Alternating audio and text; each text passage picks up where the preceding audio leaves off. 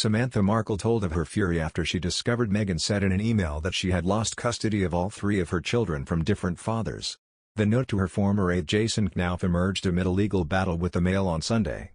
Samantha, who has been estranged from Meghan for years, said the hurtful claim is revealing. Samantha told, "To see Jason Knauf's evidence was shocking. I never lost custody of my kids. No court record on the planet would confirm that. To take personal matters and then spin them in an ugly way to discredit me is pretty tacky. Everyone, even Trevor Engelson, Meghan's first husband, who has been good to her, she has a disgusting way of disposing, stepping on and then silencing. The public will form an appropriate opinion of her based on her own actions. People do not like to be lied to and manipulated. She's going to have to live with that. She's so grandiose, she self-sabotaged." Samantha said her father Thomas is now coming to terms with the fact that Meghan actively briefed against him, even though he had initially wanted to give her the benefit of the doubt. Mr. Knauf's evidence includes messages from the Duchess to say she had supported her dad in spite of his reclusiveness, but that media pressure had crumbled him.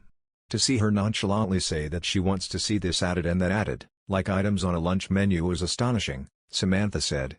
She's got an appetite for her own sense of empowerment by doing damage to others. My father didn't want to believe that this smear campaign was all against him, designed to take away his credibility.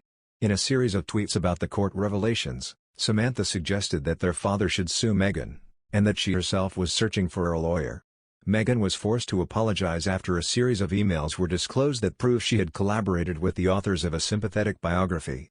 She and Harry previously said they had nothing to do with the writing of Finding Freedom, a claim backed up by authors Omid Scobie and Carolyn Durand.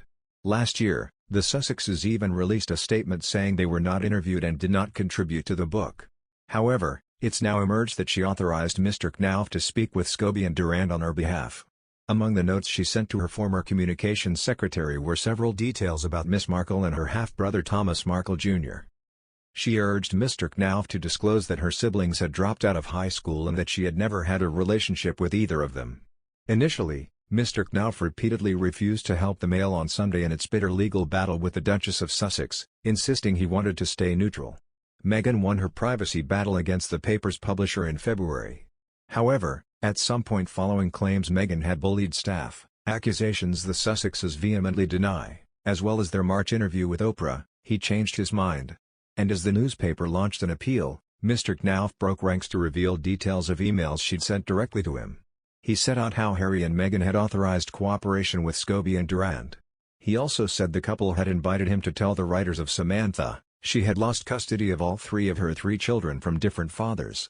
Besides, BBC Radio 2 journalist Vine took to Twitter to compare the contestant on the first series of Big Brother and the Duchess of Sussex and how their behavior comes across to the public.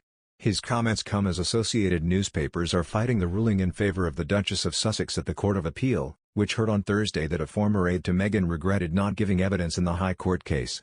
Mr. Vine, off the back of the news, posted about the Duchess and one of reality TV's very first stars.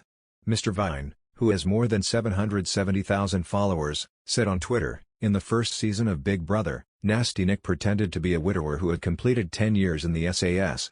During an obstacle course in the garden he was unable to jump over a car tire. One of the others, Melanie, said quietly, 'I wonder if anything he's told us is true?' He added, 'I'm afraid that for a lot of people the #Meghan situation is starting to feel like that.' Nick Bateman, who gained his appellation as Nasty Nick after appearing on the very first series of Big Brother, was labeled as duplicitous and manipulative in his ability to engineer drama amongst the other contestants of the show. He was the only contestant in the house over the show's lifetime to never be nominated for eviction. After over a month on the show, a producer hinted to one of the other housemates about Nick's behavior. The contestant then confronted Nasty Nick over the mind games he had managed to play with those he was living with.